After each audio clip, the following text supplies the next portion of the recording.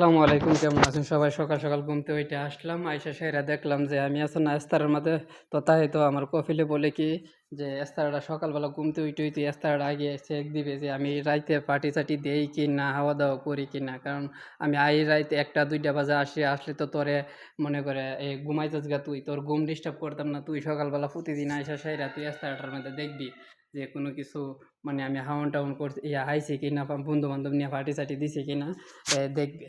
তো এখন আজকে আসছি, আজকে এসে দেখি না, আজকে তো মানে পার্টি মনে হয় দিছে না।